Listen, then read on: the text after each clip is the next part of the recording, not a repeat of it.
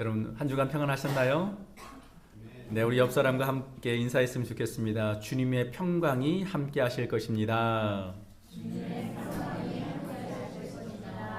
네, 아멘. 오늘은 교회 역상으로 부활절 두 번째 주일이에요. 지난주에 우리가 부활은 단순히 지식적으로 받아들이는 것이 아니라 부활 신앙으로 오늘의 삶을 살아내는 것이라고 말씀을 드렸습니다. 오늘은 부활하신 예수님께서 우리에게 주신 선물에 대해서 말씀을 통해 나누고자 합니다. 그럼 오늘 우리가 읽은 본문 말씀에 보니까요, 제자들이 마가의 집에 모였는데 유대인들이 무서워서 문을 꽉꽉 걸어 잠궜습니다. 여기서 문을 닫다라고 하는 이 단어의 뜻은 무슨 뜻이냐면 외부와의 완전히 차단된 상태를 의미해요. 이미 예수님의 제자들은 막달라 마리아와 여인들을 통해서 예수님의 부활 소식을 이미 들었습니다. 그런데도 불구하고 제자들 마음 가운데에 자신의 신변에 대해서 극도로 두려움과 불안을 느낀 나머지 문을 꽉 걸어 잠근 거지요. 아마 제자들 마음속에는 십자가 위에서 처절하게 부르짖던 예수님의 그 신음하는 그 소리가 귀에 생생히 들렸을 것입니다. 또 골고다 언덕 위에서 예수님을 향하여 십자가에 못 박으라고 외치던 그 군중들의 함성 소리도 귀에 쟁쟁했을 것입니다. 제자들도 이 로마의 지배에 순응하지 않으면 이렇게 예수님처럼 십자가 처형을 당할 수도 있을 것이다 라고 하는 이 불안한 마음 때문에 제자들은 이 마가의 집에 모여 있지만 이 마가의 집 문을 꽉 걸어 잠근 거죠.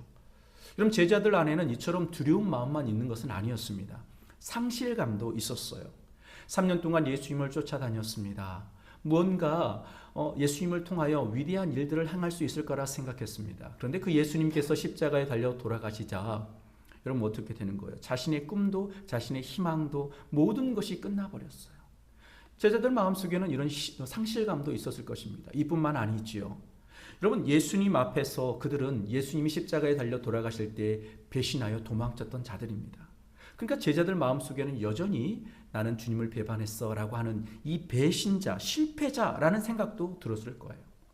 그러니까 부활하신 주님은 부활하셨고 이미 부활의 소식도 들었지만 여전히 제자들 마음속에는 이런 불안함, 상실감, 또 실패자라고 하는 그런 마음들로 인해서 그들의 문은 꽉 걸어 잠겨져 있었다라는 겁니다. 그런데요, 우리 부활의 주님께서 그 제자들을 찾아가셨습니다. 사실 부활하신 예수님께서 찾아가실 수 있는 곳은 참 많았습니다. 예를 들면 여러분 빌라도 앞에 나타나셔서 내가 이렇게 부활했다라는 것 얼마든지 보여줄 수 있었을 것이고요.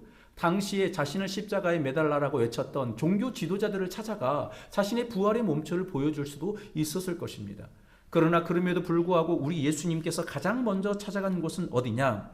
이 두려움과 상실감 속에서 문을 꽉꽉 걸어 잠근 제자들에게 찾아가시는 거예요. 여러분 자신을 배반했던 그 사람을 만난다, 배반자를 만난다는 것 결코 쉬운 일 아닙니다. 또 실패자를 찾아가서 그 실패자를 고쳐 다시 주님의 제자로 이렇게 세우겠다. 여러분 이것 또한 만만한 일이 아니에요. 그런데도 불구하고 우리 주님은 배반자요 겁쟁이인 제자들을 찾아가셨다라는 거예요. 여러분 이것이 바로 예수님의 마음이에요. 실패자를 포기하지 않고 두려워하는 자를 마다하지 아니하고 찾아가시는 주님의 마음이요. 여러분 우리도 사실 이 땅을 살아가는 우리도 제자들의 모습과 비슷한 점이 참 많습니다. 부활의 주님을 믿고 있고 그러나 여전히 상황과 환경 앞에 불안감을 느끼며 살아가지요. 불확실한 미래로 인해서 마음이 흔들릴 때가 참 많습니다. 그런데요, 이런 연약한 믿음, 연약한 마음 가지고 살아가는 우리를 주님은 외면하지 않으시고 찾아오신다라는 거예요. 여러분 이 주님을 믿으시나요? 아멘이에요. 그런데 이렇게 제자들에게 찾아오신 예수님께서 하셨던 첫 번째 마디가 무엇인가요? 너희에게 평강이 있을지어다 라고 말씀하십니다. 그럼 여기에서 평강이라고 하는 단어는 무슨 뜻이냐면 헬라어로 에이레네라고 하는 단어가 사용되었어요. 이 단어의 뜻은 뭐냐면 단순히 어떤 마음의 안정 이것을 의미하지 않습니다. 구약 성경에 기록되어 있는 샬롬이라고 하는 단어와 같은 뜻을 가지고 있어요. 여러분 제가 예전에 샬롬이란 단어 설명했잖아요. 이 샬롬은 하나님과의 관계 속에서 하나님의 관계가 회복된 상태가 바로 샬롬입니다. 여러분, 하나님과 나와의 관계가 회복되면 어떻게 되는 거예요? 모든 것이 제자리로 돌아가는 거예요.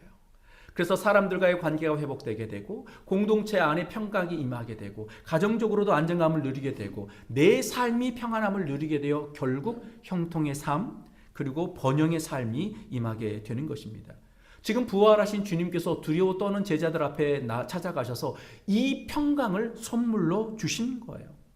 다시 말해 제자들이 불안해하고 두려워하고 있는데 상실감과 실패감 때문에 문을 꼭꼭 잠그고 있는데 그들의 진짜 원인은 무엇이냐?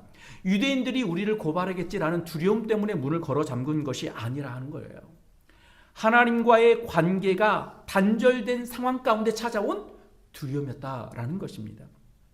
여러분, 우리가 믿음 생활하면서도요, 부활의 주님을 믿으면서도요, 여전히 우리가 죽음을 두려워해요.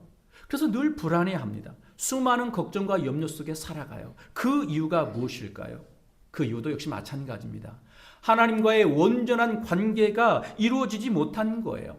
입술로는 하나님을 믿는다라고 말하지만 내 중심에는 하나님보다 세상 일에 더 관심이 많은 거죠.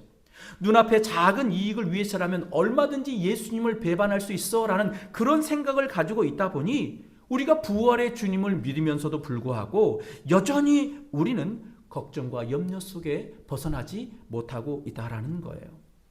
그러나 우리 주님은 이런 우리의 연약함을 아시고 부활의 주님은 우리에게 다가오셔서 평강을 선물로 주신 거예요. 여러분, 이 평강은 어떻게 임하게 될까요? 부활의 주님은 분명 우리에게 너희에게 평강이 있을 것이다 라고 말씀하셨는데 이 평강은 어떻게 임하게 되는 것일까요? 오늘 말씀 20절 말씀이에요. 20절에 보니까 예수님께서 이 평강을 주시면서 십자가 위에서 상하고 찢긴 자신의 손과 옆구리를 보여주셨다라는 거예요. 그리고 나서 예수님께서 하셨던 말씀이 뭐냐면 또 너희에게 평강이 있을지어다 라고 말씀하십니다. 여러분, 왜 예수님께서 이 평강을 주시면서 자신의 못자국 난 손과 창자국 난 옆구리를 보여주셨을까요? 예수님께서 주시는 평강은 그냥 주어지는 평강이 아니라는 거예요. 십자가를 통해 죄의 값을 지불하시고 난 이후에 주시는 평강임을 우리 주님께서 말씀하고 계신 거예요. 여러분, 우리가 이 죄가 해결되지 않으면요, 진짜 평강은 찾아올 수가 없습니다. 그래서 예수님께서 주시는 평강은 단순한 마음의 평안한 감정 이런 게 아니에요. 예수님께서 주시는 이 평강은 십자가를 통해 죄 사함을 얻은 자에게 주어지는 평강이다라는 거예요. 죄 사함을 통해 하나님과의 관계가 회복된 자에게 주어지는 평강이요. 이게 바로 참 평강입니다. 그러니 이 참 평강이라고 하는 것은 어떤 사람에게 주어질 수 있는 거냐? 죄 사함을 받은 자가 누릴 수 있는 평강인 거예요. 여러분, 스페퍼드라고 하는 사람이 있습니다. 호레이쇼 스페퍼드라는 사람이에요. 여러분, 이 사람이 지은 찬송가 중에 내 평생에 가는 길이라는 찬송이 있어요. 내 평생에 가는 길 순탄하고 죄송해요. 그러면서 찬송가의 쭉 그 끝부분에 가보면 내 영혼 그다음 뭐죠? 평안해. 이 찬송가를 작곡한 곡의 분이세요. 근데 이 스페퍼드라고 하는 사람이요, 1871년 시카고에 큰 화재가 발생합니다. 이 사람은 법률가고 변호사였어요. 그러면서 자신의 재산을 완전히 잃어버리게 되었어요. 큰 사업에 실패를 하게 된 거죠. 그래서 사랑하는 가족들과 함께 유럽 여행을 가기로 했어요. 마음의 좀 회복을 위해서요. 근데 함께 가족들과 떠나려고 했는데 이 스페퍼드라고 하는 사람이 일이 생기게 됩니다. 그래서 아내와 네 딸을 먼저 보내고 이 스페퍼드는 일을 처리하고 나서 그 다음 출발하기로 한 거예요. 그런데요, 사랑하는 아내와 네 딸이 탄 이 배가요, 대서양을 지나는 가운데 다른 배와 충돌을 하게 되고 이 배가 바다에 침몰하면서 네 딸이 모두 바다에 죽게 되었습니다. 아내만 겨우 어떻게 구조가 되어 생명을 건지게 된 거죠. 아내의 연락을 받고 이 스페퍼드가요, 사랑하는 아내를 만나기 위해 런던으로 가던 중에 그 스페퍼드가 탄 그 배가 딸아이가 죽은 그 바닷가를 지나가는 순간 이 스페퍼드는 견딜 수 없었어요. 너무 고통스러웠어요. 그래서 하나님 앞에 기도한 겁니다. 하나님 도와주세요. 그리고 나서 그가 고백했던 내용이 바로 이 찬송가예요. 모든 것이 무너졌어요. 그런데 하나님께서 나와 함께 하시니 내 영혼이 평안해 라고 하는 믿음의 고백을 올려드릴 수 있었다라는 겁니다. 여러분 이해가 됐어요? 여러분 스패포드가 평안하다라고 고백하고 있는 것은 환경으로 인한 평안함이 아니에요. 문제가 해결됐기 때문에 찾아오는 평안함도 아니었어요. 예수님께서 주시는 이 평안함을 노래하고 있는 거예요. 예수 그리스도께서 나를 위하여 십자가에 죽으셨고 그래서 내 죄가 사함을 받았다. 그래서 환경은 무너졌지만 내 영혼은 하나님 안에서 평안해. 이 찬송가가 바로 내 평생에 가는 길이에요.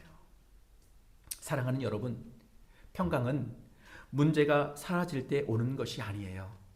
평강은 십자가를 통해 내 죄가 해결될 때 찾아오는 것입니다. 그래서 예수님은 오늘도 두려워하는 우리에게 이렇게 말씀하십니다. 너희에게 평강이 있을지어다. 이런 부활하신 예수님께서 우리에게 평강을 주셨음을 믿으시고요. 주님 안에서 이 평강을 누리며 살아가길 소망합니다.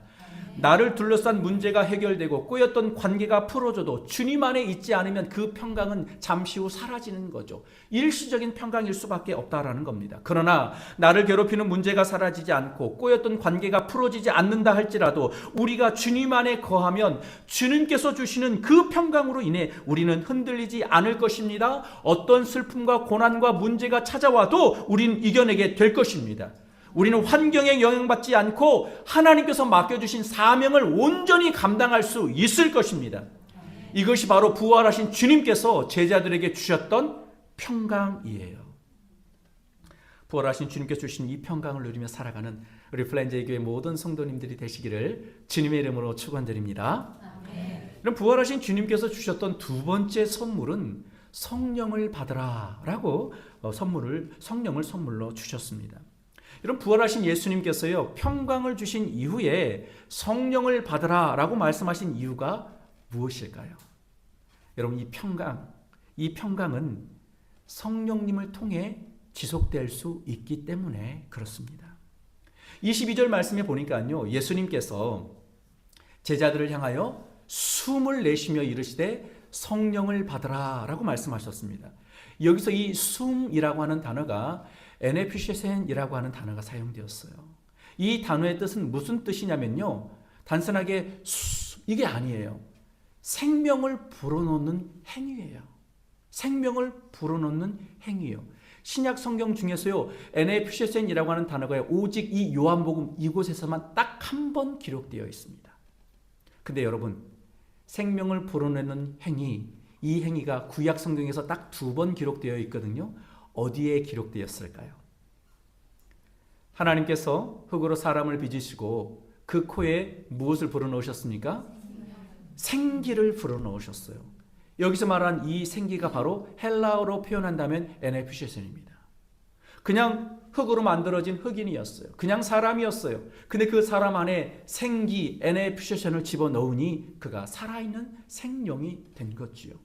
한 군데가 더 있습니다. 마른 뼈 골짜기 가운데 마른 뼈가 무성한 그곳 가운데에 뭐라고 말하죠? 생기야 사방에서 불어와 들어가라 살아나라 라고 말하잖아요. 그때 그 생기가 바로 똑같은 단어 에너피시션입니다. 물론 히브리어로 기록되어 있지만 70인용을 번역하면 헬라어로 번역된 70인용에 의하면 똑같은 단어가 사용되었다라는 거지요. 여러분 왜 예수님께서 이 단어를 사용하셨을까요? 두려움에 사로잡혀 문을 걸어 잠근 제자들은 몸은 살아있으나 영은 죽은 상태에 있었다라는 거예요. 여러분 제자들은 예수님의 죽음으로 인해 영도 죽었고요. 믿음도 죽었고요. 소망도 죽어버린 거예요. 그들은 살아있는 것처럼 겉모습은 그렇게 보였지만 사는 것이 아니었습니다. 그래서 그들은 주님의 부활 소식을 들었음에도 불구하고 그들은 여전히 두려움 가운데 있었던 거예요. 생명이 없었기 때문에요. 예수님은 그들의 영적 죽음 위에 새 숨을 내신 거예요. 새 숨을 불어 넣으신 것입니다. 여러분 하나님께서 인간을 지으시고 생기를 불어 넣으셨습니다. 이것은요 하나님만이 하실 수 있는 일이에요. 근데 그 일을 지금 누가 하신 것입니까? 부활하신 예수님께서 행하셨다라는 거예요. 창세기에서 인간을 살리신 그 숨이 이제 부활하신 예수님을 통해 제자들에게 다시 불어 넣어진 거예요. 여러분, 바로 부활하신 예수님께서 새 창조를 하고 계신다라는 것입니다. 사랑하는 여러분, 부활하신 예수님께서 숨을 불어넣으시니 나중에 제자들 가운데 성령님이 임하시게 됐죠. 여러분, 성령 받은 제자들은 어떤 삶을 살게 된가요? 이전과는 전혀 다른 삶을 살게 됩니다. 죽음을 두려워하지 않게 됩니다. 그러다 보니까요, 맡겨진 사명을 온전히 감당하게 되잖아요. 여전히 하나님의 평강을 누리며 살아가다가 사명을 끝까지 완수하게 된 거예요. 그 이유가 무엇이라고요? 예수님께서 불어넣으신 숨이요. 성령님이 임하시자 그들은 어떤 환경 앞에서도 흔들리지 않습니다. 힘들고 어렵고 고난의 환경을 만난다 할지라도 평안을 누립니다. 그러다 보니 죽음의 순간 앞에서도 그들은 평안이 흔들리지 않았어요. 그 이유가 무엇입니까?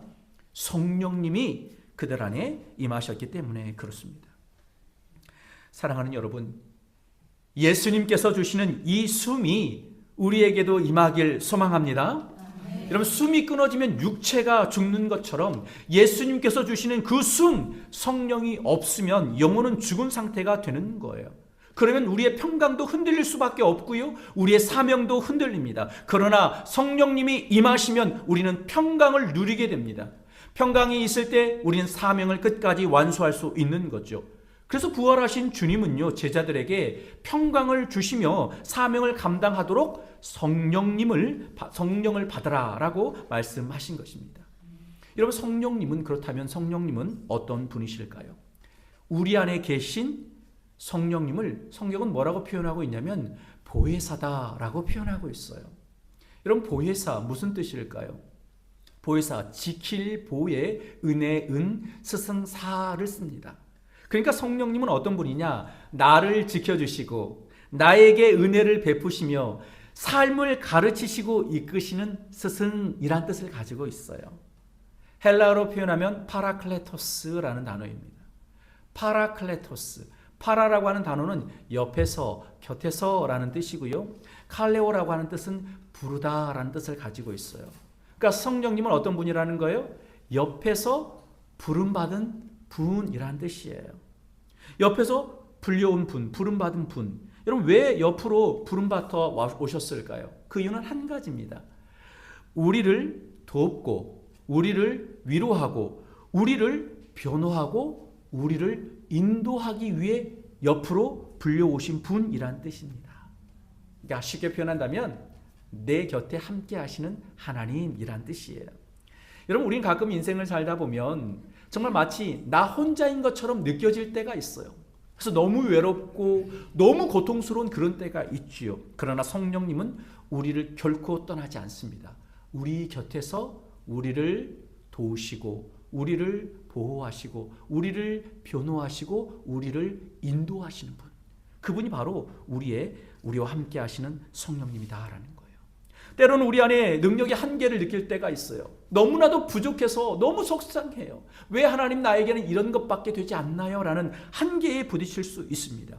그런데요, 성령님께서 함께하여 주심으로 우린 그 한계를 뛰어넘는 일들도 행할 수 있게 됨을 여러분 믿으시길 바랍니다. 여러분, 문제가 해결되지 않았을 때도 역시 마찬가지예요. 성령님께서 함께 하시면 그 힘든 문제도요, 한순간에 해결이 되는 거죠. 고통과 상처 속에서 힘들어할 때 성령님은 우리의 마음을 만지시며 우리의 상처를 싸매어 주시고 우리를 회복시켜 주시는 분이 바로 성령님이십니다. 우리가 죄를 지었을 때 사탄은 우리를 향하여 정죄합니다. 너는 죄인이야, 정죄해요. 그러나 그때도 성령님은 우리 가운데 말씀하십니다. 너는 하나님의 자녀야. 예수님의 피값으로 너의 모든 죄는 사함을 받았어라고 알려주시는 분, 우리를 변호해 주시는 분, 그분이 바로 성령님이세요. 또한 성령님은 우리가 삶의 방향을 잃었을 때에, 또한 선택의 기로에 놓여 어떤 방향을 가야 할지 몰라 힘들어할 그때에도 성령님은 우리와 함께 하셔서 우리가 가야 할 길을 알려주시고 인도하시는 분, 이분이 바로 성령님이십니다. 그래서 성령님이 우리 가운데 임하시면 제일 먼저 일어나는 변화 가운데 하나는 뭐냐면 하나님이 나와 함께 하심이 느껴져요. 그래서 세상이 두렵지 않습니다. 내가 능력이 없고 부족해도요, 성령님이 나와 함께 하신다는 이 믿음 때문에요, 자신감이 있는 거예요. 또 자연스럽게 하나님 말씀에 순종하고 싶은 마음이 막 생겨요. 뿐만 아니라 성령님이 임하시기 전에는 예배하는 것이 너무 힘들고 귀찮아요. 왜 주일날 교회를 가야 되는 거야? 불평이 나올 수 있어요. 그런데요, 성령님이 임하시면 너무 예배가 하고 싶어져. 예배를 드리고 싶어요. 계속해서 하나님께 기도하고 싶어요. 또 무엇보다도 성령님이 임하시면 살아계신 그 주님을 증거하고 싶은 열정이 우리 안에 생겨납니다. 이게 성령 받은 자의 증거라고 말할 수 있는 거죠. 여러분, 예수님께서 우리의 구원자가 되신 분이란 사실을 여러분 믿으시나요? 이 믿음 또한 성령님이 임하시면 우리 가운데 주어지게 되는 거죠. 제가 고등학교 3학년 때 수능 시험을 약 100일 정도 남았을 때 성령의 임재를 처음 경험하게 되었어요. 3시간 동안 몸부림치며 기도했던 것 같아요. 그 이유는 한 가지예요. 그때에서야 비로소 제가 죄인인지 처음 깨달았어요. 저는 죄인이라는 생각을 한 번도 해본 적이 없어요. 남들보다 조금 더 착하게 살았다고 생각했어요. 그런데 성령님이 임하시자 제가 어린 시절부터 지었던 모든 죄들이 다 생각나더라고요. 얼마나 끔찍하든지 용서해 달라고 그렇게 기도했어요. 그리고 나서 이 세상을 창조하신 그 하나님이 믿어지더라고요. 말씀이 깨달아지고 무엇보다도 그 예수님을 증거하고 싶은 마음이 막 솟구쳤어요. 그래서 제가 고3임에도 불구하고 정말 많은 친구들을 제가 전도했어요. 얘들아, 하나님이 진짜 계셔. 애들이 다 놀래더라고요. 여러분, 이런 변화가 일어날 수 있었던 이유는 한 가지예요. 성령님이 임하시니까 저의 생각이 달라지고 저의 믿음이 달라지고 저의 마음이 달라졌어요. 사람을 바라볼 때도 그냥 바라보지 않았어요. 믿음의 관점으로 사람을 바라보게 되고, 세상을 바라볼 때도 그냥 바라보지 않습니다. 믿음의 관점으로 이 세상을 바라보게 되더라고요. 자연스럽게 죄를 멀리하게 되고 좀 더 품위 있는 인생으로 살고 싶은 욕구가 제 안에 생겨났어요. 무엇보다도 가장 큰 변화는 제 안에 꿈과 비전이 달라졌어요. 이게 바로 성령님이 임재하실 때 나타나는 현상들입니다. 여러분, 우리는 환경이 달라지면 사람이 달라질 수 있다, 사람이 변할 수 있다라고 말합니다. 그러나 여러분, 환경이 달라져도 사람들이 바뀌기란 정말 쉽지가 않습니다. 여러분, 사람이 바뀔 수 있는 것은 뭐냐면요, 성령님이 임재하실 때 바뀔 수가 있어요. 여러분, 부활하신 예수님께서 성령님을 보내주셔서 이미 새 창조를 하셨기 때문에 우리는 오직 성령님을 통해서만 새로운 변화를 경험할 수 있음을 여러분 믿으시길 바랍니다. 자, 여러분, 그렇다면 어떻게 하면 성령님의 임재를 경험할 수 있을까요? 여러분, 성령님은 인격을 가지고 계신 하나님의 영이며 하나님이십니다. 그리고 우리를 돕는 분이라고 했잖아요. 성령님께 진실한 기도를 드리는 거예요. 도움을 요청하는 거예요. 인격이시니까요. 성령님, 저의 삶에 찾아와 주세요. 성령님, 저의 연약한 믿음 위에 확신을 주세요. 성령님, 저의 무능함 위에 하나님의 능력을 더해 주세요. 성령님, 저에게 지혜를 주세요. 이렇게 성령님을 우리의 삶 가운데 초청하는 거예요. 성령님께 도움을 구하는 거예요. 그러면 인격체이신 성령님은 우리의 그 마음을 보시고 우리 삶에 개입하시고 우리와 함께 하셔서 우리의 삶을 인도해 주십니다. 사랑하는 여러분, 우리 부활하신 주님께서 제자들에게 또 우리들에게 두 가지 선물을 주셨습니다. 그 중에 하나는 평강을 우리에게 주셨어요. 그럼 이 평강은 하나님과의 관계가 회복될 때 주어지는 평강입니다. 하나님과의 관계가 회복되는 순간 우리의 모든 문제는 해결됨을 여러분 믿으시길 바랍니다. 또한 부활하신 예수님은 우리에게 숨을 불어넣으시며 성령을 선물로 주셨습니다. 이 성령님이 우리의 삶 가운데 임하시게 되면 우리의 삶은 변화될 수밖에 없습니다. 하나님 기뻐하시는 삶을 살 수밖에 없습니다. 여러분, 부활하신 주님께서 주시는 이 두 가지 선물, 평강과 성령을 받아 누리는 복된 인생으로 살아가는 우리 모두가 되시기를 주님의 이름으로 축원드립니다. 네, 함께 기도하겠습니다. 죽음의 권세를 깨뜨리시고 부활하신 주님, 연약하여 수시로 넘어지고 불확실한 미래로 인해 불안해하는 우리에게 평강을 주시고 사명을 주시니 감사합니다. 또한 성령님 보내주셔서 평강을 누리게 하시며 사명도 감당하게 하시니 감사합니다. 성령님, 이곳에 모인 모든 성도님들 위해 임재하여 주셔서 죄인됨을 깨닫게 하시고 하나님의 말씀이 믿어지며 부활의 주님을 경험케 하여 주옵소서.